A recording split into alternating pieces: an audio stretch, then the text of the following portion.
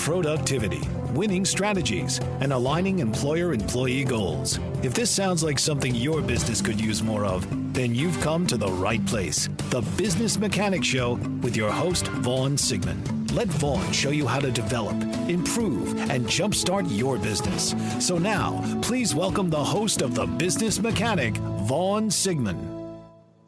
Welcome to the Business Mechanic Show. I'm your host, Vaughn Sigmon, co-founder of Results Driven Leadership, where we help you and your team elevate their performance. On today's show, I did this a couple weeks ago. I'm really getting into this. Hope you're enjoying it. I want to break down a story I read on Reddit today regarding a happy and hardworking employee who was willing to go the extra mile, but it was all undone in a minute. This employee got a new manager and things changed, and they changed rapidly, not for the better. The teller of this story, he was suddenly managed by a manager who was oblivious to how to lead successful people. Let me say that again, how to lead successful people. This manager formed an opinion, and in a power move, a command and control move, took action to take control, which didn't work out so well in the end. Please, let me state my motto again. No matter what business, we're in the people business. And please always remember, as a leader, as a manager, people work for people. They do not work for companies. Their performance, their outcomes, their results, how hard they work, how happy they are at work is all up to you, their direct manager. Own it. So I'm going to share this story. And then in the end, I'm going to give you some thoughts and perspectives from my viewpoint on the issue. Before I get started, though, this show, the Business Mechanic Show, continues to grow our audience, and thank you so much for your support. Let me also add that if you enjoy this content, please subscribe to the podcast or the channel. Like it, share it. That helps the algorithm reach more people. And so that was a shameless plug, but you all are awesome. I honestly mean that. I appreciate all your emails, your comments. You're reaching out to me. That's very humbling to me. Keep up the great work. Please help us out. Let's get into the story. I'm going to read this as it was written by the employee. It was titled, "No Overtime, No Problem." Been working at this job for some years when I got a new manager. A month or so into her working there, she came into my office and told me I wasn't allowed to work overtime anymore. And if I have any issues, we can discuss it. The way she said it sounded like she was expecting this to really hurt me. And I sent an email after she left my office just to confirm this conversation, confirm the conversation we had. And her response basically said, "Correct, no more time theft." Ooh, note that wording, time theft. What a way to reward a hard worker, calling them a thief, someone who was willing to work unasked for overtime, just put in the number of hours they needed to get a job done. This new manager calls him a thief. I move on. I didn't really like that accusation. I usually stayed a little late, about 30 minutes at the most, to finish up projects. A lot of projects came in last minute. Does this relate to any of y'all out there? Come in last minute, and other managers were thankful for my help. They'd actually rewarded this employee for putting in the extra work. So, based on my manager's request, I quit staying to finish projects and wouldn't start a new one if there wasn't enough time. No real issues, but some projects started falling through the cracks. I let the other managers know my manager told me no more overtime, and I'm just following orders. Fast forward, barely a month later, as I'm leaving for the day, she rushes to me asking if I can work on, you guessed it, a last minute project. It's potentially worth millions. I explained how I have plans and I'm not about to be a thief. Next day was too quiet. In the afternoon, I get a request to have a meeting with my manager in HR. Ruh-roh. Usually, you get a written complaint ahead of time. So I'm still a little off guard. I could at least be a little prepared for this meeting, but I go to it. And at the meeting, my manager reads off her grievances like it's an intervention. She frames it like I have an antisocial behavior issue. I'm insubordinate and I don't go the extra mile. Let that sink in for a minute. If you let her keep going, I wouldn't be surprised if I was somehow to blame for the company not reaching its goals. Do you think maybe that's where this is coming from? So she finally finished. And she had to have started writing that the night before and into the next day. I then asked if it's okay if I have my say. When granted, I pointed out a lot was just her opinion. And I'm overall pretty well liked around here. And I always do exactly what she says. However, and I want to go back to that, do exactly what she says. However, my manager likes to constantly move projects around while I'm working on them, and I'm not allowed overtime. And she, at this point, denies ever saying this. So I forward the email to my human resources department. The email that I sent my manager said, correct, no more time theft. Oh, gotcha. My manager then starts backtracking. Backstroke. She didn't mean permanently. Ooh. All of a sudden, HR takes me off the call. We'll talk to you a little bit later, senor. See ya. When they come back, it's just HR. And I start by saying, I'm not signing anything. They tell me, let's agree to disagree. This has been one big miscommunication, and they appreciate all the work I do. I asked to confirm if this was going to be held against me in any way, and HR said no. And HR went on to say, if I can stay late sometimes, great. But it's also okay that I leave after my 8 hours. Huh, here's an idea.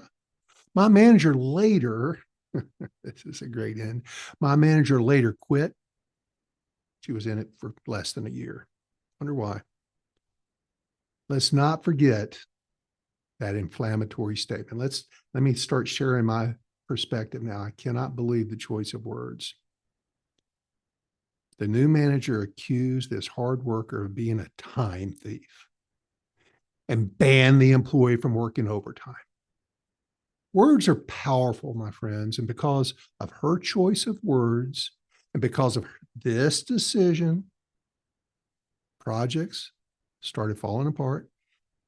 Companies started losing sales, losing money. And in this brilliant CYA move, when bad stuff started happening due to the decision she made, instead of owning it like a great leader, like extreme leadership, she started looking for someone else to blame. Really bad move. But unfortunately, very common. And when the time came for someone to step up, take responsibility, this boss tried to save her skin and throw her subordinate under the bus, accusing them of all this made up stuff, anything she could think of. Weak self-esteem, anybody? Now, if this manager was under some pressure to reduce overtime, I get it. I've been there. I've done that. Payroll is typically the first or second biggest cost of any organization. And there's many ways to wrap your strategy around reducing overtime. How would you handle it? What would be your approach to reducing overtime? If you were given pressure from above to get the overtime number down to 0 or way less, how would you do it without destroying a great employee? Your comments are appreciated. Share them with us, please. Luckily, this employee, they found a way to come out on top. The employee's manager viewed this overtime work as time theft, which, man, that really sticks with me, sticks in my craw too. So she needed to put a stop to it. But her decision really had a negative effect on the company. Overtime's no joke. But this case didn't sound like a very harmful one. She was looking for the tallest nail. And this lady's concerned about overtime, understandable. Working long hours poses an occupational health risk. It kills hundreds of thousands of people each year. People working 55 or more hours per week face an estimated 35% higher risk of stroke and 17% higher risk of dying from heart disease. That's for real. And that's compared to people following the common standard of working 35 to 40 hours a week. Now, I've always been a hard worker. I'm not the smartest guy, so I always have to outwork everybody. And so I've always worked more than my fair share to get the job done. If it required me staying longer, I stayed longer. I took pride in that. But let me tell you, I enjoyed the 40-hour weeks when I got them. But I worked hard to get them. It takes a lot of effort, strategy in the right areas of leadership to give you the ability to work 35 or 40 hours a week without the work piling up or being poorly performed. So between 2000 and 2016, the number of deaths from heart disease due to working long hours increased by 42%. 16 years increased by 42%, and by stroke by 19%. However, judging from this Redditor's post, they had things under control. This employee had things under control, and their workflow was obviously integral to the company's success. And what counts above all else is the impact you make to your job. It's the quality of the work you do over the number of hours you put in.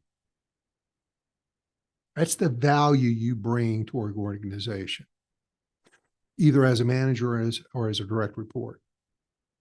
Employees should make these words their guiding principles. May I ask, don't you all want that in your team members? Quality of work while I am there. When your work is defined by the impact you make, not the output, it frees you from worrying too much about the optics of the hours you're seen putting in. I've always had the attitude, right or wrong, that I really don't care how many hours you work. Never been one to track my direct reports hours. And I really don't respect peers or other people, direct reports, who put in a tremendous amount of hours on a regular basis. Are there times that you need to put in the extra effort? Yes. But if that is a regular diet, something's wrong. I gauge people on how much they get done in the hours they do work. How about you? Especially if you're a manager. So instead of focusing on performing at 100% of the time you show up, you can progress based on your merit. If you're a sharp leader, you've made yourself disposable to your team. That's right. I said disposable. That wasn't a misstatement. You should be disposable. And if you're disposable now to your team, you've delegated, you've developed, you've coached, you've trained to the point of competency in the folks that are surrounding you that they don't need you anymore. That's the ultimate level of leadership. Read John Maxwell's book, 5 Levels of Leadership. It's at the top. Now, that plays with some managers' self-esteem. I know that. I've heard that. I've seen that. Many managers, unfortunately, feel threatened by a team that knows as much as they do, sometimes more. They feel they might be setting themselves up to be replaced. But I also know that one way is way more successful than the other. When I've got a trained team, I have to work less. When I have a trained team, a developed team, an empowered team, my team's always at the top. So instead, please focus on performing at 100% when you show up. Prioritize time management, communication, clear communication as to what is expected of them, fair empathy. And always remember that progress is based on merit. So how about this? Do you want a team that busts butt while they're there? Gets it all done with a smile on their face? Who doesn't? Of course you do. The main ingredient, this is secret sauce, y'all. The main ingredient in achieving that nirvana, our research shows that recognition, not calling them a time thief, but recognition is fundamental to the engagement and retention of your top performers. And of course, with that comes the profitability of the organization. I just read a recent study from Gallup that discovered that employees who reported that their managers were great at recognizing them were 40% more engaged than those who had managers who did not recognize them. Unfortunately, those managers who aren't very aware, skilled, willing, empathetic enough to thank people and recognize for their hard work, far too common. And it's so easy. The cost of recognizing somebody to drive engagement, drive productivity, to drive the work ethic that this person was displaying cost you nothing. And this Redditor's new manager failed. Epic fail. And luckily, this HR director, hires up in this organization, saw the situation clearly, and she's no longer with the organization. So there was, unfortunate for this manager, she's obviously one of these folks that were promoted into a management position, the accidental manager, without the skills being trained, learned by her of being an effective leader. She did not have good mentorship. She did not have good leadership training. She was not put on the path for success. She was set up at some point for failure. I rarely ever blame this on the individual. I blame this on the individual that put her in that position for setting them up to not be successful. We rush into these decisions. We rush into getting them into the role and creating the output without regard to making sure we're setting them up to be effective in their new role. How to manage people. With all that, I'll wrap it up. One last reminder. People work for people, not companies. And the better you get at the people skills, the better you're going to be as a leader and the more successful you're going to be within your organization. Well, that's a wrap on another episode of the Business Mechanic Show. If today's content resonates with you, then you're going to love what we have to offer. From performance coaching designed to enhance your potential, to executive coaching that guides leaders to steer their ships towards greater success. Remember, the best investment you can make is in yourself. and your team. And the best part, prices start at just $47 per month, making top-tier coaching and training accessible for everyone. Your growth, both personally and professionally, can have a ripple effect, the one I call the transformational triangle of change. The skills you learn, the perspectives you gain, and the efficiencies you create can translate into increased revenues. Check out our website, rdltraining.com, to discover more details on our programs and coaches. We have a link in the show notes to guide you there. Until next time, we're out of here.